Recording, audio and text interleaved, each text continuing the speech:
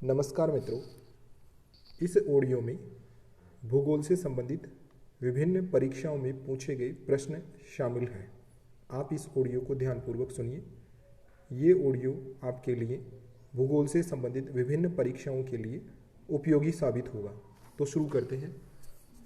प्रश्न 1, निलंबित सस्टेन्ड दीर्घ तट सामग्री अपवाह किसके कारण होता है?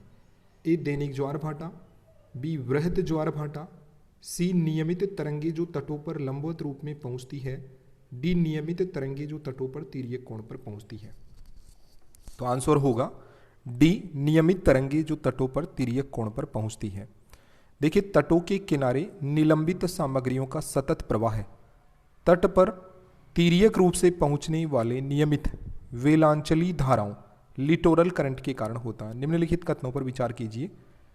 1, चंद्र समकोण स्थिति में लघु ज्वार भाटा आता है।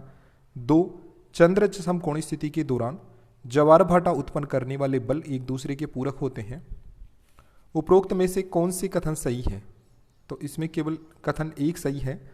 चंद्र समकोण स्थिति में लघु ज्वार भाटा आता है। देखिए, चंद्र समकोण स्थिति में सूर्य, पृथ्वी और चंद्रमा एक दूसरे के समकोण में आ जाते हैं।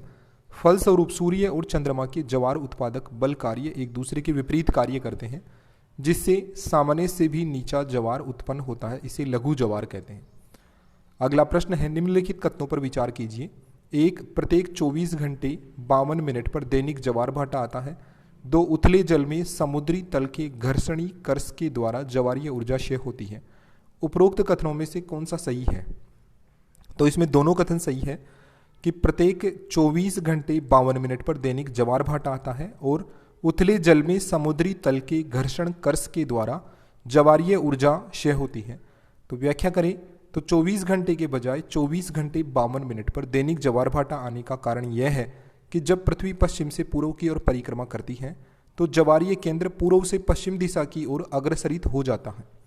ज्वार केंद्र जब तक अपना एक चक्कर पूरा करता है तब तक चंद्रमा उससे कुछ आगे निकल गया होता है, जहां पहुंचने के लिए ज्वार केंद्र को 52 मिनट की अतिरिक्त यात्रा करनी पड़ती है। सागरीय तटों की रचना, गहराई आदि में भिन्नता के फलस्वरूप उथले समुद्र तल से ज्वारीय ऊर्जा क्षयित होती है।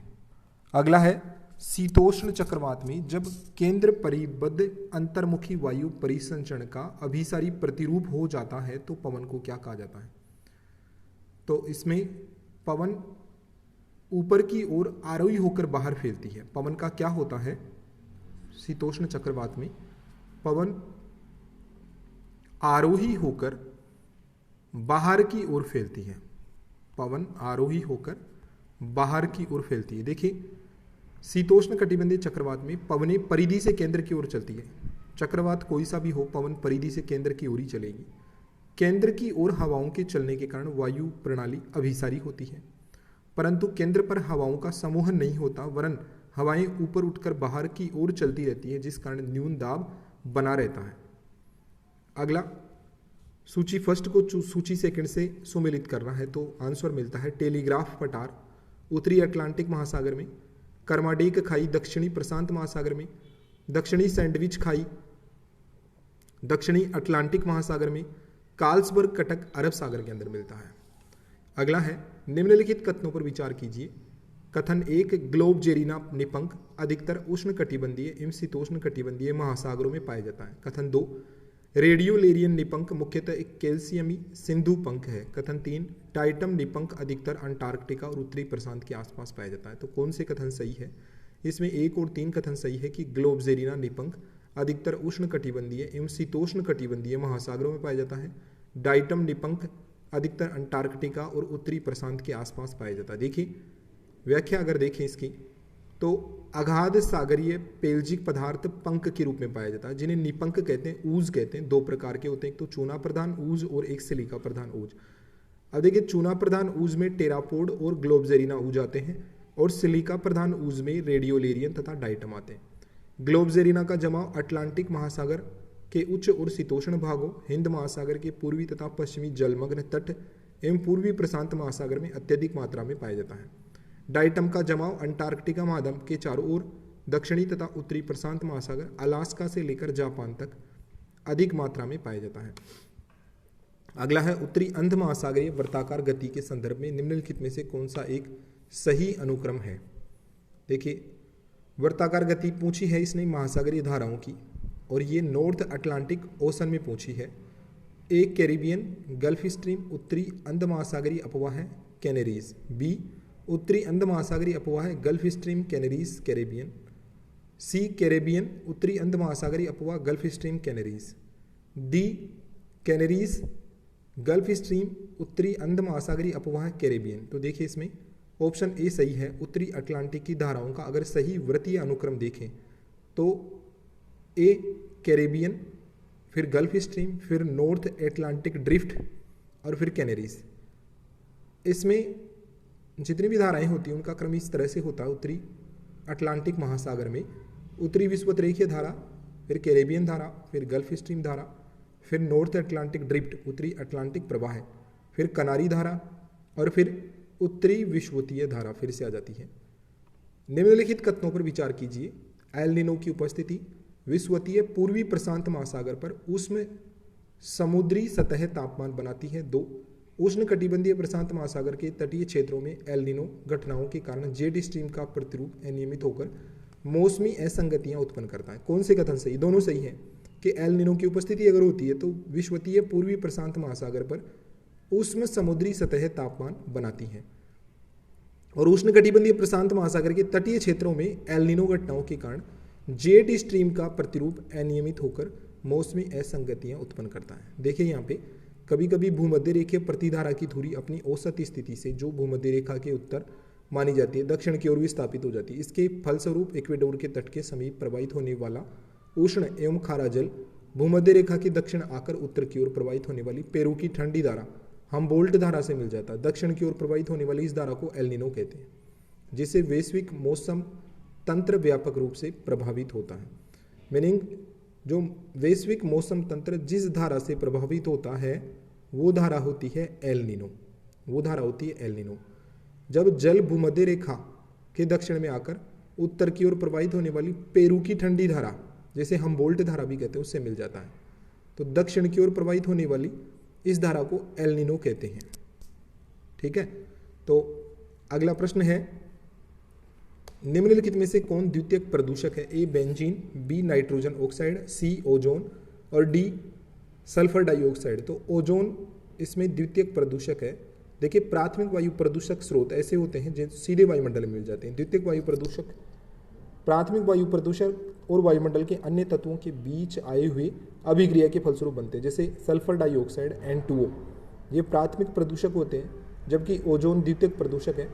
NO2 प्राथमिक और द्वितीयक दोनों ही प्रकार का प्रदूषक होता है। एक तो N2O है, एक तो N2O है। ये N2O की अगर हम बात करते हैं तो ये प्राथमिक प्रदूषक होता है, और एक NO2 होता है। और NO2 की अगर हम बात करते हैं तो ये प्राथमिक और द्वितीयक दोनों प्रकार का प्रदूषक होता है। जैसे टुंड्रा जियोम से संबंधित कई बार प्रश्न पूछा जाता है कि टुंड्रा जियोम, उसमें कम से कम 8 महीने तक धरातल पूरी तरह से बर्फ से ढका रहता है, तापमान हिमांक बिंदु से नीचे रहता है और तेज बर्फीली हवाएं यहाँ पे चलती रहती है। वनस्पति के विकास का समय 50 दिन से भी कम होता है, अतः यहाँ वार्षिक पादपों की ही प्रधानता है। इसमें लाइकेन और मोस जैसी वनस्पति ही प्रमुख है। यहाँ पाई जाने वाली जीव उसमें कस्तूरी, वृषभ, मस्क, ओस्क, शस, हेयर्स और लेमिंग प्रमुख है। इसी तरह इकोटोन से संबंधित प्रश्न होता है। इकोटोन से संबंधित प्रश्न होता है इकोटोन। देखिए इकोटोन क्या है? 2 जीवों के बीच का संक्रमण क्षेत्र होता है जो उन्हें एक दूसरे से पृथक करता है। 2 जीवों के बीच का संक्रमण क्षेत्र जो उन्हें एक दूसरे से पृथक करता है उसके इकोटोन कहते हैं, इकोटोन कहते हैं। अगला प्रश्न, निम्नलिखित मृदा प्रकारों में से किसमें अन्य की अपेक्षा उच्च मृत्तिका अंश होता है? ए एंटीसोल, बी इंसेप्टिसोल, सी ऑक्सीसोल, डी वर्टिसोल। वर्टिसोल में अन्य मृदाओं की अपेक्षा उच्च मृत्तिका अंश होता है। अगला प्रश्न सूची फर्स्ट और सूची सेकंड को मिलाना है। तो इसमें देखिए मृदा प्रकार जैसे स्पोडोसोल्स है वो आर्द्र शीतल शीतोष्ण जलवायु और शंकुधारी वन वाले क्षेत्रों में पाई जाती है। इसके लिए शंकुधारी वन होना चाहिए और आर्द्र शीतल शीतोष्ण जलवायु होनी चाहिए, तो स्पोडोसोल्स मृदा वहाँ बनेगी। इसी तरह से एल्टीसोल्स मृदा होती है वो आर्द्र उष्ण कटिबंधीय क्षेत्र में बनेगी। आर्द्र उष्ण कटिबंधीय क्षेत्र में एल्टीसोल्स। एरिडीसोल्स बनेगी शुष्क जलवायु वाले क्षेत्रों में, शुष्क जलवायु वाले क्षेत्रों में एरिडीसोल्स। और वर्टिसोल्स बनेगी सुस्पष्ट शुष्क मौसम से युक्त घास स्थल, सुस्पष्ट शुष्क मौसम से युक्त घास स्थल में वर्टिसोल्स बनेगी। इसी तरह से वन क्षेत्रों के संदर्भ में निम्नलिखित विशेषताओं पर विचार कीजिए। 1, स्थूल मोमी पत्तियों वाले पादपों का लगातार मिलना। 2, अधिपादपों और कठलताओं का लगातार मिलना। 3, तली पर करकट का नगण्य जमाव। कौन सी चरम उष्ण कटिबंधीय वर्षा वन की विशेषता है? तो इसमें 2 और 3 ये उष्ण कटिबंधीय वर्षा वन की विशेषता है कि अधिपादप और कठलताएं वो लगातार यहाँ पे मिलती है, तली पर करकट का नगण्य जमाव होता है। देखिए उष्ण कटिबंधीय वर्षा वनों में एपीफाइट्स पाए जाते हैं और लियान्स कठलताओं की प्रधानता होती है जो वृक्षों को चारों ओर से घेरे रहती है।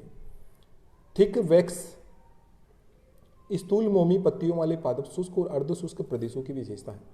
इसी तरह से स्टेनलेस स्टील के लिए प्रश्न है। स्टेनलेस स्टील के निर्माण में लोहे के साथ क्रोमियम, निकल, कार्बन और मैग्नीज होता है। चलवासी पशुचारण किन क्षेत्रों में व्यवहार में है? तो चलवासी पशुचारण मौसमी शुष्क क्षेत्र में होते हैं। तो चलवासी पशुचारण मुख्य रूप से ये अर्ध शुष्क क्षेत्रों में की जाती है, जिसके मुख्य क्षेत्रों में मध्य एशिया, पश्चिम एशिया के क्षेत्र आते हैं। अगला प्रश्न, शीतल शीतोष्ण प्रदेशों में लकड़ी काटना महत्वपूर्ण व्यवसाय होने का कारण क्या होता है? क्योंकि वहां पे वृक्षों के वृहत समूह पाए जाते हैं। एक ही प्रजाति के वृक्षों के समूह का एक ही स्थान पर उपलब्ध होना शीतल शीतोष्ण प्रदेश में लकड़ी काटना, जिसको लंबर्ग कहते हैं, को एक महत्वपूर्ण व्यवसाय बनाता है। इसके अन्य कारण है वनों की सघनता अपेक्षाकृत कम होने के कारण काटने में आसानी होती है, परिवहन की सुविधा होती है, विकसित देशों से निकटता के कारण बाजार की सुविधा होती है। अगला प्रश्न, कुजबास प्रदेश में लोहे इस्पात उद्योग के व्यापक रूप से संकेंद्रित होने का कारण क्या होता है? क्योंकि कोयला मिलता है। कुजबास क्षेत्र कोयला संसाधन की दृष्टि से रूस का सर्वाधिक महत्वपूर्ण क्षेत्र है।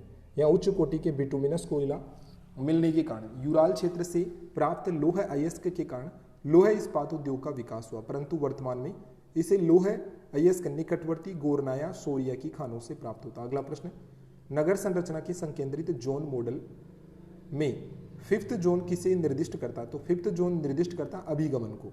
देखिए संकेंद्रीय वलय सिद्धांत ये दिया ए बर्गेस ने दिया, अमेरिकी समाजशास्त्र थे 1927 में इन्होंने दिया है। इनके अनुसार नगर की आंतरिक संरचना निम्न क्षेत्रों में विभक्त होती है। एक तो आंतरिक केंद्रीय व्यापार क्षेत्र CBD होता है, 2 संक्रमण क्षेत्र होता है, 3 श्रमिकों के मकान का क्षेत्र होता है, 4 श्रेष्ठतर मकानों का क्षेत्र होता है, 5 अभिगमनकर्ता कम्यूटर्स का क्षेत्र होता है। अगला प्रश्न, ऑस्ट्रेलिया के व्यापक रेंज निम्नलिखित में से किस एक नाम से जाने जाते हैं? इनको स्टेशन के नाम से जाने जाते हैं। स्टोन्सिया ये अर्जेंटीना के पशुचारण क्षेत्र होते हैं। फेजेंडा ब्राजील के कहवा उत्पादक क्षेत्र होते हैं। क्रोल पूर्वी अफ्रीका में मसाई का आवास, उसको क्रोल कहते हैं। स्टेशन ऑस्ट्रेलिया में पशुचारण क्षेत्र, उनको क्या कहेंगे? स्टेशन कहेंगे। निम्नलिखित प्रदेशों पर विचार कीजिए। 1 मध्य एशिया में उज्बेकिस्तान, 2 यूक्रेन से पश्चिमी साइबेरिया तक फैला प्रदेश, 3 इलिनोइस, ओहायो और इंडियाना के राज्य। तो उपरोक्त में से किन किन में व्यापारिक खाद्यान्न खेती की जाती है? तो व्यापारिक खाद्यान्न खेती यहाँ पे 2 और 3 में की जाती है। यूक्रेन से पश्चिमी साइबेरिया तक फैला प्रदेश, वहाँ पे व्यापारिक खाद्यान्न खेती की जाती है। इलिनोइस, ओहायो और इंडियाना के राज्य, यहाँ पे व्यापारिक खाद्यान्न खेती की जाती है। देखिए व्यापारिक खाद्यान्न कृषि प्रदेश जहाँ पाए जाते हैं वो है प्रेरी, ये व्यापारिक खाद्यान्न कृषि प्रदेश है।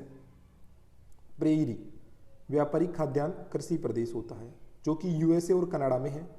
स्टेपीज ये यूरेशिया के व्यापारिक खाद्यान्न कृषि प्रदेश है। पंपास अर्जेंटीना के व्यापारिक खाद्यान्न कृषि प्रदेश है। वेल्ड दक्षिण अफ्रीका में, कैंटरबरी मैदान न्यूजीलैंड में, पुस्टाज हंगरी में, डाउन्स ऑस्ट्रेलिया में। देखिए प्रेरी क्षेत्र में USA के इलिनोइस, ओहायो और इंडियाना प्रांत, स्टेपी प्रदेश में यूक्रेन से पश्चिमी साइबेरिया तक का भाग सम्मिलित होता है। इसी तरह से उर्वरक से संबंधित प्रश्न होते हैं, जैसे फास्फेट उर्वरक में एपेटाइट अधिक मात्रा में होता है, सीमेंट उर्वरक में डोलोमाइट अधिक मात्रा में होता है, अमोनियम सल्फेट उर्वरक में जिप्सम अधिक मात्रा में होगा और सल्फर का जो मुख्य अयस्क होता है पायराइट होता है। अगला प्रश्न, ये जनजातियों के मूल स्थान से संबंधित प्रश्न है, जैसे बुशमैन जनजाति कालाहारी मरुस्थल में, बद्दू अरब मरुस्थल में, पिग्मी कांगो प्रदेश में और मसाई पूर्वी अफ्रीका में। इसी तरह से मानव जातीय समुदाय होता फुर, मासालिट और जागहावा, ये किस प्रदेश में पाए जाते हैं? तो फुर, मासालिट और जागहावा ये दारफुर में मिलते हैं। हुर मासालिट और जाधावा मानव जातीय समुदाय अफ्रीकी देश सूडान के दारफुर क्षेत्र के निवासी। अगला प्रश्न, यहाँ पे विश्वतीय प्रदेश में अमेजन बेसिन, उनके निवासियों को कहते हैं बोरो। विश्वतीय प्रदेश में अमेजन बेसिन के निवासी उनको बोरो कहते हैं। कालाहारी में बुशमैन मिलता है। पश्चिमी ऑस्ट्रेलिया में बिंडीब्यू मिलता है। बिंडीब्यू पश्चिमी ऑस्ट्रेलिया में मिलेगा।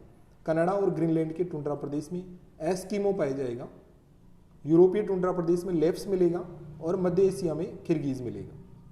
किर्गिज मध्य एशिया के निवासी, लेप्स यूरोपीय टुंड्रा प्रदेश के निवासी, एस्किमो कनाडा और ग्रीनलैंड के टुंड्रा प्रदेश के निवासी, बिंडीब्यू पश्चिमी ऑस्ट्रेलिया के निवासी, बुशमैन कालाहारी के निवासी और बोरो अमेजन बेसिन के निवासी। अगला, कनाडा में उपनगरीय क्षेत्रों से ग्रामीण क्षेत्रों की ओर नगर मूलक और व्यापारिक विकास के क्षेत्रीय विस्तार को क्या कहते हैं? उपनगरीय क्षेत्र उससे ग्रामीण क्षेत्रों की ओर चलते हैं तो नगर मूलक और व्यापारिक विकास के क्षेत्रीय विस्तार को क्या कहते हैं? तो इसको कहते हैं यहाँ पे बहिर्नगरीय कहते हैं कि बहिर्नगरीय एक्स अर्बन क्षेत्र सामान्यतः कनाडा और ऑस्ट्रेलिया के ऐसे अर्ध ग्रामीण क्षेत्र है जो नगरों के उपनगरीय भाग के बाहर स्थित होते हैं, जहाँ उच्च आय वर्ग के व्यक्ति निवास करते हैं। इससे इस क्षेत्र में नगर मूलक एवं व्यापारिक विकास का क्षेत्रीय विस्तार होने लगता है। अगला प्रश्न, पश्चिम से पूर्व की ओर जाने पर मिलने वाले नगरों के अवस्थानों का निम्नलिखित में से कौन सा एक सही अनुक्रम है? तो देखिए, इसमें पश्चिम से पूर्व की ओर जाते हैं तो सबसे पहले बैरूत, फिर जेद्दाह, फिर बगदाद और फिर तेहरान आता है। बैरूत, जेद्दाह, बगदाद और तेहरान। अगला प्रश्न, इसमें ब्राजील के प्रदेश दे रखे हैं और कि उत्तर में कौन सा प्रदेश है, दक्षिण में कौन सा प्रदेश है, इस तरह से। और महत्वपूर्ण नगर, जैसे उत्तर में मनाउस महत्वपूर्ण नगर है, दक्षिण पूर्व में साओ पोलो महत्वपूर्ण नगर है, मध्य पश्चिम में क्यूइबा महत्वपूर्ण नगर है, उत्तर पूर्व में रेसिफी महत्वपूर्ण नगर है। अगला प्रश्न, कौन सा द्वीप समूह प्रवाल पोलिप से निर्मित है दक्षिण एशिया में? 1 अंडमान, 2 अमेनी द्वीप, 3 मालदीव और 4 मिनिकाय। तो अमेनी द्वीप, मालदीव, मिनिकाय ये प्रवाल पोलिप से निर्मित है। अमेनी द्वीप, मिनिकाय, मालदीव द्वीप समूह प्रवाल पोलिप से निर्मित है, जबकि अंडमान निकोबार द्वीप समूह अराकान योमा का विस्तारित भाग है जो बलुआ पत्थर, चूना पत्थर इत्यादि से निर्मित है। गाजा पट्टी भूमध्य सागर के तट पर पाई जाती है, गाजा पट्टी। और वेस्ट बैंक मृत सागर के दक्षिणी तट पर, पहले भी ये प्रश्न आया है। कैलिफोर्निया प्रायद्वीप पर उत्तर से दक्षिण के क्रम में स्थित नगरों का निम्नलिखित में से कौन सा एक सही अनुक्रम है? तो देखिए, उत्तर से दक्षिण क्रम देखिए कैलिफोर्निया प्रायद्वीप पर तो सान डियागो सबसे उत्तर में, फिर कोमोंड्यू, फिर लुकास। सान डियागो, कोमोंड्यू और सान लुकास, ठीक है। तो सान लुकास प्रायद्वीप स्थित दक्षिणतम नगर है। विशिष्ट प्रदेशों से संबद्ध तथ्यों पर विचार कीजिए। 1 कठोरतम और सर्वोत्तम तापन कोयला है। 2 इस प्रदेश में विश्व का आधे से अधिक एंथ्रेसाइट कोयला निर्गत होता है। 3 स्क्रेंटन, कार्बनडोल और विल्किस बेरीज कोयला के खनन नगर है। यूएसए का निम्नलिखित में से कौन सा प्रदेश उपरोक्त तथ्य निरूपित करता है? तो ये पेंसिल्वेनिया में आते हैं कि पेंसिल्वेनिया में कठोरतम और सर्वोत्तम तापन कोयला, पेंसिल्वेनिया प्रदेश में विश्व का आधे से अधिक एंथ्रेसाइट कोयला निर्गत होता है। पेंसिल्वेनिया में कोयला के खनन नगर स्क्रेंटन, कार्बनडेल और विल्किस बेरी है। पेंसिल्वेनिया राज्य के पूर्वी भाग में स्थित कोयले का क्षेत्र विश्व में सर्वाधिक एंथ्रेसाइट कोयले का उत्पादन करता है। यह कोयला सर्वोच्च कोटि का, बहुत ही कड़ा और अत्यधिक ऊष्मा प्रदान करने वाला होता है। इसके प्रमुख नगर स्क्रेंटन, कार्बनडेल और विल्किस बेरी है। अगला, शिकागो निम्नलिखित में से किसके तट पर है? तो शिकागो लेक मिशिगन के तट पर है। देखिए यहाँ पे जैसे सुपीरियर झील उसके तट पर मर्क्यूरी, डुलूथ, थंडर बे। मिशिगन झील, Chicago, Gary, Milwaukee, Green Bay. Huron, Bay City, Erie, Detroit, Toledo, Cleveland, Buffalo, Ontario, Hamilton, Toronto, Kingston. तो एक तरफ झील है, एक तरफ नगर है। तो सुपीरियर झील डुलूथ, थंडर बे, मिशिगन झील शिकागो, ह्यूरन झील बे सिटी, इरी झील डेट्राइट, क्लीवलैंड बफेलो, ओंटोरियो में देखें तो हैमिल्टन, टोरंटो ये है। इसी तरह से स्पेन का अगर हम सर्वोच्च पर्वत शिखर देखें, स्पेन की पर्वत चोटी देखें तो एनेटो स्पेन की पर्वत चोटी है। ग्रास ग्लोकनेर ये ऑस्ट्रिया की पर्वत चोटी है। गोरा अल ब्रूस ये रूसी राज्य संघ की पर्वत चोटी है। और बेन नेविस ये यूके की पर्वत चोटी है। एनेटो स्पेन की पर्वत चोटी, ग्रास ग्लोकनेर ऑस्ट्रिया की पर्वत चोटी, गोरा एल ब्रूस ये रूसी राज्य संघ की पर्वत चोटी, और जो बेरी नेविस है ये आपके यूके की पर्वत चोटी है, बेन नेविस। बेन निविस, ये यूके की पर्वत चोटी है बेन निविस। अगला है निम्नलिखित में से कौन से प्रदेश को कनाडा का ब्रेड बास्केट कहा जाता है? तो सस्केचुआन, सस्केचुआन कहलाता है कनाडा का ब्रेड बास्केट। अगला, क्षेत्रफल की दृष्टि से यूएसए का कौन सा एक राज्य वृहत्तम है? ए अलास्का, बी कैलिफोर्निया, सी मोन्टाना, डी टेक्सास। तो अलास्का वृहत्तम राज्य है दिए गए ऑप्शंस में से। यूएसए में पश्चिमी कार्डिलेरा में निम्नलिखित में से कौन सी एक उच्चतम श्रेणी है? तो पश्चिमी कार्डिलेरा में निम्नतम में से उच्चतम श्रेणी, एक केस्केड श्रेणी, बी सियरा मेड्रे पूर्वी, सी रोकीज, डी सियरा निवादा। तो रोकीज ये उच्चतम श्रेणी है। रोकी पर्वत का सुदूर पूर्वी भाग पश्चिमी कार्डिलेरा की सर्वोच्च श्रेणी है। एक तरफ यहाँ पे नगर दे रखे हैं और उनके उद्योग कौन से हैं वो हमें मैच करना है। जैसे न्यू केसल यूके का नगर है, जहाज निर्माण उद्योग के लिए प्रसिद्ध है। मिडिल्सबरो ये भी यूके का नगर है, लोहे इस्पात उद्योग के लिए प्रसिद्ध। ब्रेडफोर्ड यूके का नगर है, ऊनी कपड़ा मिल के लिए प्रसिद्ध है। लंकासायर सूती वस्त्र के लिए प्रसिद्ध है। जापान के निम्नलिखित द्वीपों पर विचार कीजिए। 1 होकेडो, 2 होन्सू, 3 क्यूसू और 4 सिकोकू। तो इनका क्षेत्रफल के आधार पर घटता क्रम देखें तो देखिए सबसे बड़ा है होन्सू, होन्सू से छोटा होकेडो, होकेडो से छोटा क्यूसू, क्यूसू से छोटा सिकोकू, होन्सू, होकेडो, क्यूसू, सिकोकू। ये क्षेत्रफल के आधार पर यह अवरोही क्रम है। ऑस्ट्रेलिया मुख्यतः लौह अयस्क का निर्यात करता है। क्यों? क्योंकि लौह अयस्क खानों का तटीय अवस्थानों में होना निर्यात के लिए अनुकूल है। देखिए ऑस्ट्रेलिया में लौह अयस्क एवं कोकिंग कोल का पर्याप्त भंडार है जिसका वह भारी पैमाने पर निर्यात करता है। इसका प्रमुख कारण यह है कि ऑस्ट्रेलिया के लौह अयस्क की खानें तटीय अवस्थानों में स्थित है, अतः यह निर्यात के लिए अनुकूल है। ऑस्ट्रेलिया के तट पर उत्तर से दक्षिण की ओर निम्नलिखित में से कौन सा एक नगरों का सही अनुक्रम है? देखिए ऑस्ट्रेलियाई नगरों का उत्तर से दक्षिण में क्रम देखें तो रोकहैम्पटन, उसके बाद ब्रिस्बेन, उसके बाद सिडनी, उसके बाद मेलबोर्न। रोकहैम्पटन, ब्रिस्बेन, सिडनी, मेलबोर्न, उत्तर से दक्षिण का क्रम है ये। अगला, निम्नलिखित कथनों पर विचार कीजिए। इंडोनेशिया की कृषि और उद्योग अधिकांशतः जावा द्वीप में संकेंद्रित है। 1, 2 इंडोनेशिया की अर्थव्यवस्था मुख्यतः कृषि और खनन पर निर्भर है। तो दिए गए कथनों में से कौन सा सही है? दोनों सही है कि इंडोनेशिया की कृषि और उद्योग अधिकांशतः जावा द्वीप में संकेंद्रित है और इंडोनेशिया की अर्थव्यवस्था मुख्यतः कृषि और खनन पर निर्भर। अगला, इसमें बांध या विद्युत परियोजना कौन सी नदी पर है? ये पूछा गया। जैसे कीशु बांध ये टोंस नदी पर है, कोटेश्वर और टिहरी ये भागीरथी पर है, भाखड़ा नांगल सतलुज पर है।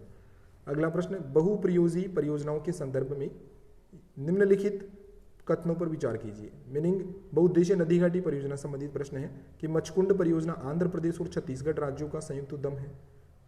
2, परम्बिकुलम केरल और तमिलनाडु का संयुक्त उद्यम है। तो परम्बिकुलम केरल और तमिलनाडु का संयुक्त उद्यम है, ये तो सही है। लेकिन मचकुंड परियोजना आंध्र प्रदेश और उड़ीसा राज्यों का संयुक्त उपक्रम है, तो ये गलत है। प्राकृतिक वनस्पति के संदर्भ में भारत की प्राकृतिक वनस्पति के संदर्भ में एक तरफ वनों के प्रकार दे रखे हैं, एक तरफ पादप। उष्णकटिबंधीय अर्ध सदाबहार पादप भारतीय चेस्टनट, उष्णकटिबंधीय आर्द्र पर्णपाती पादप चंदन काष्ठ, उष्णकटिबंधीय शुष्क सदाबहार पादप इमली। तो इसमें सही सुमेलित कौन से हैं? सारे ही सही सुमेलित हैं कि उष्णकटिबंधीय अर्ध सदाबहार भारतीय चेस्टनट, उष्णकटिबंधीय आर्द्र पर्णपाती चंदन काष्ठ, उष्णकटिबंधीय शुष्क सदाबहार इमली। उष्णकटिबंधीय अर्ध सदाबहार वनों में पाई जाने वाले वृक्षों में भारतीय चेस्टनट, चंपा, रोजवुड, सेमल, एनो आदि प्रमुख है, जबकि उष्णकटिबंधीय आर्द्र पर्णपाती वनों में साल, सागवान, शीशम, चंदन आदि वृक्षों की प्रजातियां आती है। निम्नलिखित कथनों पर विचार कीजिए। उत्तराखंड में मैग्नीसाइट का देश का सबसे बड़ा स्थापित रिजर्व है। उड़ीसा देश में क्रोमाइट का सबसे बड़ा उत्पादक है। कौन सा सही है? इसमें दोनों सही है। उड़ीसा देश में क्रोमाइट का सबसे बड़ा उत्पादक है और उत्तराखंड में मैग्नीसाइट का देश का सबसे बड़ा स्थापित रिजर्व। अगला, कोपेन का जलवायु वर्गीकरण, इसमें मैच करना है। AMW कोरोमंडल तट, BSHW मध्य राजस्थान, DFC अरुणाचल प्रदेश। कौन सा सही है? तो इसमें 2 और 3 सही है। BSH W मध्य राजस्थान, DFC अरुणाचल प्रदेश। AMW उष्णकटिबंधीय मानसूनी जलवायु होती है। AMW उष्णकटिबंधीय मानसूनी जलवायु दक्षिणी कोंकण, मालाबार तट, निकटवर्ती पश्चिमी घाट, तमिलनाडु पठार, त्रिपुरा और मिजोरम के भागों में। BSHW अर्ध शुष्क स्टेपी तुल्य होती है। कर्नाटक और तमिलनाडु के वृष्टि छाया क्षेत्र, पूर्वी राजस्थान और पश्चिमी हरियाणा में मिलती हैं। DFC शीतल आर्द्र जाड़े की जलवायु होती है सिक्किम और अरुणाचल प्रदेश में। AS जलवायु कोरोमंडल तट पर पाई जाती है। पंजाब ऊनी माल के उत्पादन में देश में अग्रणी है, क्यों? इसका रीज़न है यह समीपवर्ती राज्यों से ऊन का आयात करता है और इसके पास व्यापक बाजार है। देखिए पंजाब देश का अग्रणी ऊन उत्पादक राज्य, इसे कच्चे ऊन की आपूर्ति जम्मू कश्मीर उत्तराखंड राज्यों से हो जाती है। उत्तराखंड जो अधिकांश ऊन की आपूर्ति करता है, इसका पड़ोसी राज्य है। पंजाब के पास व्यापक बाजार की सुविधा है। अगला, हिंद महासागर से उपलब्ध खनिजों की बात करें तो हिंद महासागर से उपलब्ध खनिजों के संदर्भ में निम्नलिखित कथनों पर विचार कीजिए कि फास्फेट में अरब सागर बंगाल की खाड़ी की अपेक्षा संपन्न होता है। मैंगनीज नोड्यूल केवल बंगाल की खाड़ी के तटों के साथ पाए जाते हैं, अरब सागर के तटों के साथ तो नहीं। तो फास्फेट में जो अरब सागर है वो बंगाल की खाड़ी की अपेक्षा अधिक संपन्न है। फास्फेट में अरब सागर में ज़्यादा पाए जाते हैं, फास्फेट बंगाल की खाड़ी की अपेक्षा। ये सही है, दूसरा गलत है, तो इसमें केवल एक सही है। देखिए भारत विश्व का पहला देश है जिसने अरब सागर से पॉलीमेटालिक न्यूड्यूल्स का निष्कर्षण प्रारंभ किया है। बंगाल की खाड़ी के मुकाबले अरब सागर में फास्फेट खनिजों की मात्रा अपेक्षाकृत अधिक होती है। इसी तरह से हिमालय की नदियों की बात करें तो हिमालय की नदियां विसर्पण करती है और कभी कभी अपने मार्ग को परिवर्तित भी कर लेती है। कोसी, तीस्ता, ब्रह्मपुत्र, सतलुज, यमुना आदि नदियों ने अपने मार्ग में अत्यधिक परिवर्तन किया है। प्रायद्वीपीय भारत की नदियां कठोर चट्टानों की उपस्थिति और जलोढ़ों की कमी के कारण विसर्पण नहीं कर पाती हैं। हिमालय की अनेक नदियां एंटीसीडेंट रिवर हैं, पूर्ववर्ती नदियां हैं जिन्हें काफ़ी गहरे गोर्ज का निर्माण किया है। इनमें सिंधु, सतलज, ब्रह्मपुत्र प्रमुख है। लंबी अवधि तथा कठोर संरचना के कारण प्रायद्वीपीय भारत की नदियां खुली हुई तथा संतुलित घाटियों से होकर प्रवाहित होती है। ये नदियां अनुवर्ती कॉन्सिक्वेंट है। बीकानेर नहर किस नदी से निकाली गई है? सतलुज नदी से निकाली गई। देखिए गंग नहर को बीकानेर नहर भी कहते हैं।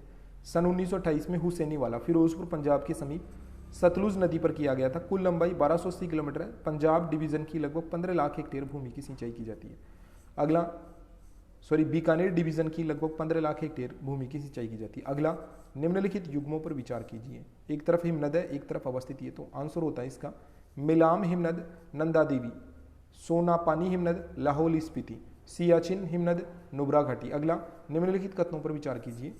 बाजरा केवल रबी की फसल के रूप में पैदा किया जाता है और ज्वार केवल खरीफ की फसल के रूप में पैदा की जाती है। दोनों ही गलत है, क्योंकि ज्वार रबी और खरीफ दोनों मौसम में उगाया जाता है, जबकि बाजरे को उत्तर भारत में खरीफ के मौसम में और दक्षिण भारत में खरीफ और रबी दोनों मौसमों में उगाया जाता है। बाजरे को कपास, ज्वार या रागी के साथ मिलाकर भी बोया जाता है। निम्नलिखित में से कौन सा एक हिमालयी वनों का वृक्ष नहीं होता है? ए आबनूस, बी भारतीय भुर्ज, सी स्प्रूस, डी व्हाइट विलो। आबनूस नहीं है। हिमालयी वनों में पाई जाने वाले वृक्षों की प्रजातियों में ओक फर, स्प्रूस, देवदार, सिल्वर फर, केल, मेपिल, बर्च आदि प्रमुख है। आबनूस दक्षिण भारत के उष्ण वर्षा वन में पाई जाती है। अगला, लोनार झील औरंगाबाद महाराष्ट्र की ज्वालामुखी से निर्मित झील माना जाता है। लूनकरणसर झील राजस्थान एक पलाय झील है। अगला 94, निम्नलिखित राज्यों पर विचार कीजिए। तमिलनाडु, राजस्थान, गुजरात। उपरोक्त राज्यों में लिग्नाइट रिजर्व किसमें पाए जाते हैं? लिग्नाइट रिजर्व तीनों में मिलते हैं, तमिलनाडु में भी, गुजरात में भी, राजस्थान में। अगला, निम्नलिखित युग्मों पर विचार कीजिए। एक तरफ राज्य है, एक तरफ महत्वपूर्ण खनिज संसाधन है। तो तांबा ये आपके मिलता है राजस्थान और मध्य प्रदेश में, और बॉक्साइट मिलता है उड़ीसा, गुजरात, झारखंड और छत्तीसगढ़ में। अगला प्रश्न, निम्नलिखित विद्वानों में से किसने कहा कि भूगोल गणितीय संबंधों का विज्ञान और अन्य सभी कोरियोग्राफी? ये टोलमी ने कहा। देखिए टोलमी एक खगोलज्ञ और गणितज्ञ थे, मैथमेटिशियन भी थे और एस्ट्रोनॉमर भी थे। उसने गणितीय भूगोल के महत्वपूर्ण सिद्धांतों का प्रतिपादन किया। महत्वपूर्ण पुस्तक है टोलमी की अल्मागेस्ट, में जटिल गणितीय एवं खगोलीय समस्याओं को सुलझाया गया। इनकी अन्य महत्वपूर्ण पुस्तक है Geographia, the outline of geography. Ptolemy ने सर्वप्रथम टोपोग्राफी एवं कोरोलॉजी शब्द का प्रतिपादन किया था। टोपोग्राफी और कोरोलॉजी शब्द भी टोलमी ने दिए। पुस्तकें लिखी उसमें ज्योग्राफिया, द आउटलाइन ऑफ ज्योग्राफी और अल्माजेस्ट। खगोलज्ञ भी थे और गणितज्ञ भी थे। औसत तापमानों के लिए प्रथम विश्व समतापी मानचित्र और महाद्वीपीयता के सिद्धांत का विकास किसने दिया? अलेक्जेंडर वोन हम्बोल्ट ने दिया। अलेक्जेंडर वोन हम्बोल्ट ने 1829 में रूस के जार के निमंत्रण पर सुदूर साइबेरिया में खोज यात्राएं की। इस दौरान इन्होंने पाया कि समान अक्षांश पर तट से अधिक दूर जाने पर तापक्रम में भिन्नता पाई जाती है। महाद्वीपीयता की संकल्पना कि जैसे जैसे तट से अंदर की तरफ जाते हैं तो तापक्रम में ज़्यादा भिन्नता मिलती है, मीनिंग मैक्सिमम और मिनिमम टेम्परेचर में डिफरेंस ज़्यादा पाया जाता है।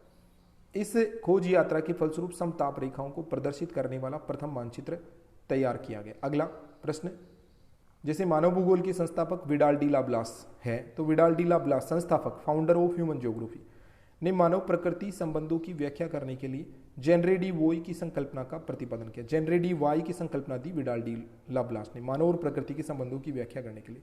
अगला प्रश्न, सतत और सही दिशा की रेखा के गुणधर्म को बनाए रखने में किस प्रक्षेप का उपयोग किया गया? मर्केटर प्रक्षेप का। देखिए, बेलनाकार यथाकृतिक प्रक्षेप या मर्केटर प्रक्षेप एक शुद्ध दिशा प्रक्षेप है। इसमें दो स्थानों को एक सीधी रेखा से मिलाया जाता है, जिसे एक नौ पथ रंबोलाइन और लोक्सोड्रोम कहा जाता है। इस प्रक्षेप में रेखाओं की दिशा भौगोलिक उत्तर दक्षिण होती है, अतः उन्हें काटने वाली प्रत्येक सरल रेखा या एक दिश नौपथ एक नियत दिक्मान कांस्टेंट बियरिंग वाली होती है। इस प्रक्षेप का प्रयोग नौ संचालन पवनों की दिशा एवं महासागरीय जलधाराओं के प्रदर्शन में किया जाता है। विश्व के दीवारी मानचित्र भी इसी प्रक्षेप पर बनाए जाते हैं। अगला, अनुकोण प्रक्षेप के बारे में निम्नलिखित कथनों पर विचार कीजिए। आकृति को संरक्षित रखना बहुत आसान होता है, विशेषकर बड़े क्षेत्र के लिए। एक, गोले के केवल कुछ बिंदुओं को सच्चे रूप में प्रक्षेपित किया जा सकता है। दो, कुछ यामोत्तरों एवं समानांतरों को सच्चे तौर पर बनाना संभव होता है। तीन, तो देखिए अनुकोण प्रक्षेप के बारे में इनमें से देखिए तो कौन से कथन सही है? दूसरा और तीसरा सही है। मीनिंग अनुकोण प्रक्षेप में गोले के केवल कुछ बिंदुओं को सच्चे रूप में प्रक्षेपित किया जा सकता है, कुछ यामोत्तरों एवं समानांतरों को सच्चे तौर पर बनाना संभव होता है। अनुकोण कन्फर्मल प्रक्षेप में छोटे क्षेत्र की आकृति को शुद्ध रखना आसान होता है, न कि बड़े क्षेत्र की। इस प्रक्षेप में समानांतर और यामयोत्तर रेखाएं एक दूसरे को समकोण पर काटती है, कुछ समानांतर एवं यामोत्तरों को यथार्थ रूप में दिखाया जा सकता है। इस प्रक्षेप में मापनी सभी दिशाओं में समान होती है। अगला, किसी विशेष प्रक्षेप की निम्नलिखित विशेषताओं पर विचार कीजिए। समानांतरों को संकेंद्रित वृत्तों द्वारा निरूपित किया जाता है। एक, दो, इस प्रक्षेप में विषुवत रेखा को निरूपित नहीं किया जा सकता है। तीन, ये नाविकों के लिए उपयोगी और ध्रुव के परितः छोटे क्षेत्रों के लिए उपयुक्त है। तो ये जो प्रक्षेप है सभी विशेषताओं को दर्शाएगा, वो ध्रुवीय खमध्य प्रक्षेप है। सारी की सारी विशेषताएं ध्रुवीय खमध्य प्रक्षेप में पाई जाती है। इसमें सभी समानांतर संकेंद्रीय वृत्तों द्वारा निरूपित किए जाते हैं, सभी यामयोत्तर सीधी रेखा द्वारा प्रदर्शित किए जाते हैं। इस प्रक्षेप में विषुवत रेखा को नहीं दिखाया जा सकता है। इसके द्वारा एक समय में एक ही गोलार्ध प्रदर्शित किया जा सकता है। और यह प्रक्षेप दो प्रकार का होता है, एक तो ध्रुवीय खमध्य समुद्रस्थ और ध्रुवीय खमध्य समक्षेत्र। ध्रुवीय खमध्य समुद्रस्थ प्रक्षेप का प्रयोग ध्रुवीय क्षेत्रों में नौ संचालन संबंधी मानचित्रों के निर्माण हेतु किया जाता है, जबकि ध्रुवीय खमध्य समक्षेत्र प्रक्षेप का प्रयोग ध्रुवीय क्षेत्र के वितरण मानचित्र में किया जाता है। अगला, दृश्य और एनआरआई इमेजरी की अपेक्षा तापीय इमेजरी के कई प्रमुख लाभ है, तथापि इस बारे में निम्नलिखित में से कौन सा कथन सही नहीं है? एक, तापीय इमेजरी तात्कालिक सूर्य प्रकाश पर निर्भर करती है। बी, इसे दिन के समय के साथ ही रात्रि के समय प्राप्त किया जा सकता है। सी, किसी भी मौसम में स्थलीय जानकारी प्राप्त की जा सकती है, चाहे साफ मौसम हो, कोहरा युक्त हो, चाहे बादलों से पूर्ण मौसम हो। डी, सतही तापमान के वितरण के मानचित्र बनाने में इसका उपयोग किया जा सकता है। तो इसमें सी सही नहीं है, बाकी सब सही है कि तापीय इमेजरी के प्रयोग में सूर्य के प्रकाश की आवश्यकता होती है, क्योंकि इस विधि में इमेजरी विकिरण के माध्यम से किया जाता है। ठीक है, तो दृश्य और एनआरआई इमेजरी की अपेक्षा तापीय इमेजरी के कई प्रमुख लाभ हैं। कौन सा कथन सही नहीं है? तो इसमें तापीय इमेजरी तात्कालिक सूर्य प्रकाश पर निर्भर नहीं है, दिन के समय के साथ ही रात्रि के समय प्राप्त किया जा सकता है, सतही तापमान के वितरण के मानचित्र बनाने में इसका उपयोग हो सकता है, किसी भी मौसम में स्थलीय जानकारी प्राप्त की जा सकती है। तो ए सही नहीं है इसमें कि तापीय इमेजरी तात्कालिक सूर्य प्रकाश पर निर्भर नहीं करती है। तात्कालिक सूर्य प्रकाश की जरूरत होती है, क्योंकि इमेजरी विकिरण के माध्यम से किया जाता है, और बाकी सब सही है। क्वेश्चन नंबर नेक्स्ट, ऊर्ध्वाधर वायवीय फोटोग्राफ में स्थलाकृतिक मानचित्र के बीच सर्वाधिक मूलभूत ज्यामितीय अंतर क्या है?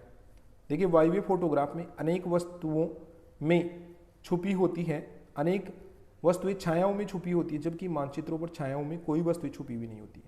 देखिए, ऊर्ध्वाधर फोटोग्राफी में संपूर्ण क्षेत्र स्पष्ट दिखाई देता है तथा दिशा और दूरी दोनों लगभग शुद्ध होते हैं, अतः मानचित्र में ऐसे फोटोग्राफ का सीधा प्रयोग करना संभव है।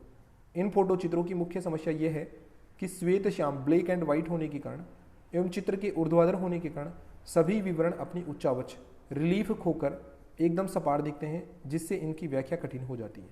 ठीक है, ऊर्ध्वाधर फोटोग्राफ में जितना भी क्षेत्र वो स्पष्ट दिखाई देता है, दिशा और दूरी दोनों शुद्ध है। मानचित्र में ऐसे फोटोग्राफ का सीधा प्रयोग करना संभव है। इन फोटो चित्रों की मुख्य समस्या यह है कि श्वेत श्याम ब्लैक एंड व्हाइट होने के कारण एवं चित्र के ऊर्ध्वाधर होने के कारण सभी विवरण अपने उच्चावच खोकर एकदम सपाट दिखते हैं, जिससे इनकी व्याख्या कठिन हो जाती है। भूभाग के लक्षणों का सुदूर संवेदन अधिकांशतः किस पर आधारित होता है?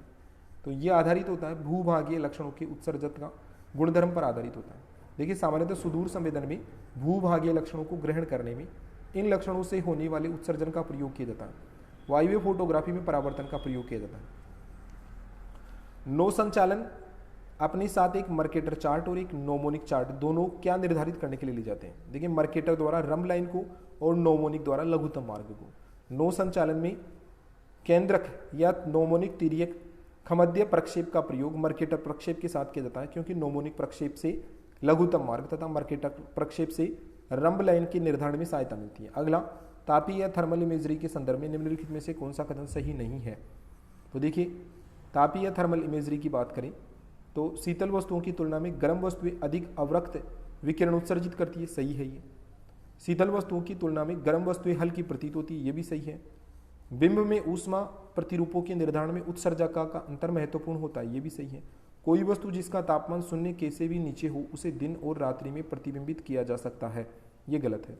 देखिए तापीय इमेजरी थर्मल इमेजरी विकिरण के माध्यम से कार्य करती है, अतः शून्य केल्विन परम ताप से नीचे की वस्तु को प्रतिबिंबित नहीं कर पाता, क्योंकि परम ताप से नीचे की वस्तु से विकिरण नहीं होता। अगला, प्ररूपी आभासी वर्ण सम्मिश्र एफसीसी के संदर्भ में निम्नलिखित में से कौन सा कथन सही नहीं है? देखिए स्वस्थ वर्धमान वनस्पति चमकीली लाल प्रतीत होती है, सही है। बादल रेत और हिम सफेद प्रतीत होते हैं, सही है। नगरीकृत एवं निर्मित क्षेत्र धूसर प्रतीत होते हैं, ये भी सही है। लेकिन ये गहरे और प्रदूषित जलाशय नीले प्रतीत होते हैं, गलत है, क्योंकि इसमें स्वच्छ जल को गहरे नीले रंग से और प्रदूषित जल को अपेक्षा करते धुंधले रंग से दिखाया जाता है। अगला, 1 सेंटीमीटर बराबर 60 किलोमीटर पर बने मानचित्र को 1/3 छोटा करने पर आरएफ कितना होगा? 1/3 छोटा किया जाएगा तो आरएफ बढ़ जाएगा, 3 गुना हो जाएगा। 1 सेंटीमीटर बराबर 60 किलोमीटर की बजाय हो जाएगा 1 सेंटीमीटर बराबर 180 किलोमीटर हो जाएगा। तो इसका आंसर होगा 1:1 करोड़ 80 लाख।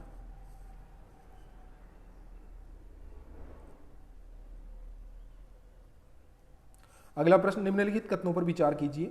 निरूपक भिन्न आरएफ के रूप में निरूपित मानचित्र मापनी एक अंश तथा अनुपात में प्रस्तुत की जाती है। 2 अंश और हर दोनों लंबाई एक ही इकाई में होते हैं, परंतु इकाई नहीं दर्शाई जाती है। 3 अंश हमेशा एक होता है। 4 मानचित्र के लघुगण और विवर्धन से प्रभावित नहीं होती है। तो इसमें कौन से सही है? इसमें 1, 2, 3 सही है आरएफ में, कि अंश अथवा अनुपात में प्रस्तुत की जाती है। अंश और हर दोनों लंबाई की एक ही इकाई में होते हैं, परंतु इकाई नहीं दर्शाई जाती है। अंश हमेशा एक होता है। अगला है प्रतिनिधि भिन्न आरएफ मानचित्र की दूरी और धरातल की वास्तविक दूरी का अनुपात होता है, जो एक ऐसे भिन्न द्वारा प्रदर्शित किया जाता है जिसका अंश एक तथा उसी माप की इकाई हुआ करती है। मानचित्र को छोटा या बड़ा करने के लिए प्रतिनिधि भिन्न में भी उसी अनुपात में परिवर्तन होता है। निम्नलिखित कथनों पर विचार कीजिए।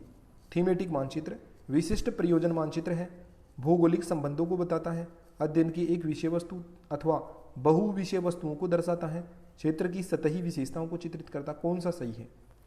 इसमें 1, 2, 3 सही है। थीमेटिक मानचित्र विशिष्ट प्रयोजन मानचित्र सही है। थीमेटिक मानचित्र भौगोलिक संबंधों को बताता है, ये भी सही है।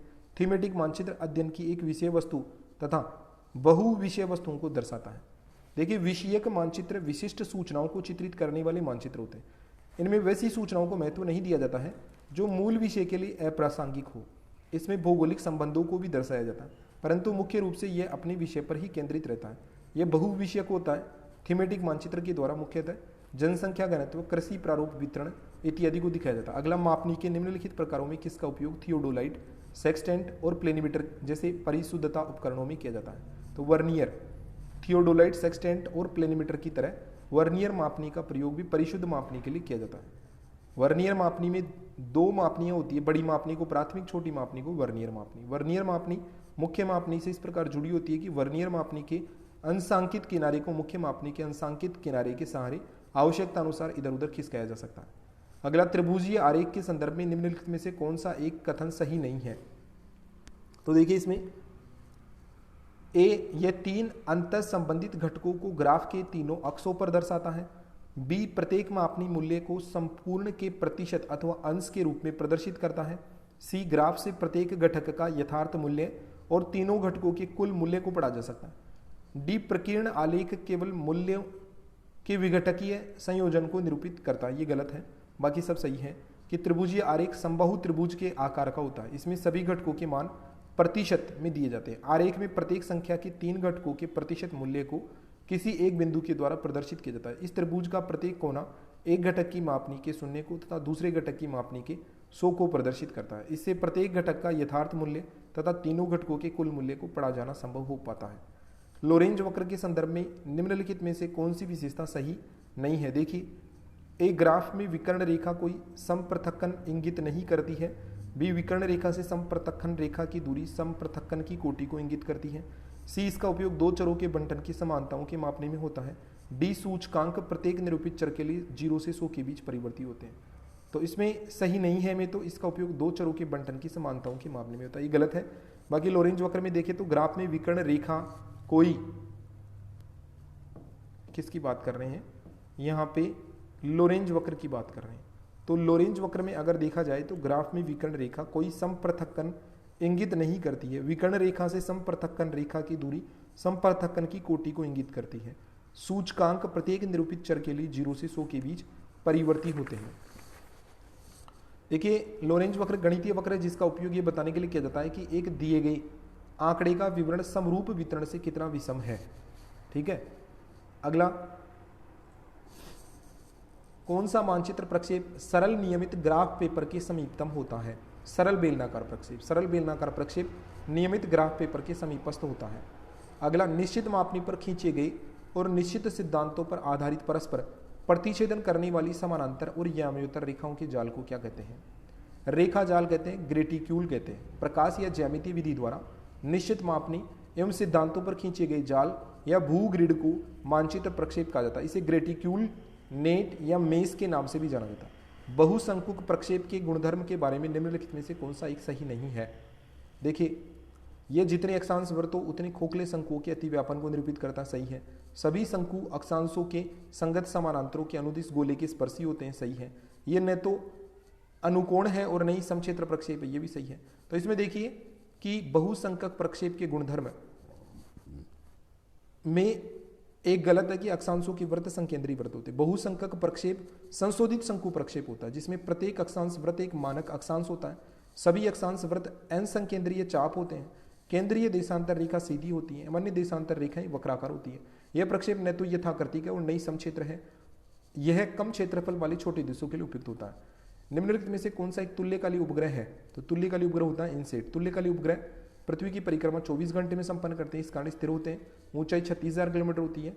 ये कक्षा मुख्यतः संचार उपग्रहों के लिए उपयुक्त है। इनसेट श्रृंखला के उपरांत इसी कक्षा में स्थापित होने के कारण भूतुल्यकालिक उपग्रह, उपग्रह संवेदक द्वारा संसूचित विकिरण के न्यूनतम अंतर को क्या कहते हैं? स्पेक्ट्रमी वियोजन कहते हैं। देखिए, किसी प्रतिकृति में मौजूद विवरण स्थानिक विभेदन पर निर्भर करते हैं और यह विभेदन छोटे से छोटे विवरण के आकार से संदर्भित होते हैं जो दिखलाए जा सकते हैं। अगला, आकाशीय फोटोग्राफी के दौरान सहसा प्रबल पवन पुच्छ के कारण वायवीय फोटो आच्छादनीयता में निम्नलिखित में से कौन सा एक परिवर्तन हो सकता है? अंतिम छादन की मात्रा में ह्रास, ये परिवर्तन हो सकता है कि वायवीय फोटोग्राफी की आच्छादनीयता कवरेज में प्रबल पवन के अचानक व्यवधान से अंतिम छादन एंड लेप की मात्रा में ह्रास होता है। तो इसी के साथ हमारा ये ऑडियो समाप्त होता है। थैंक यू, जय हिंद।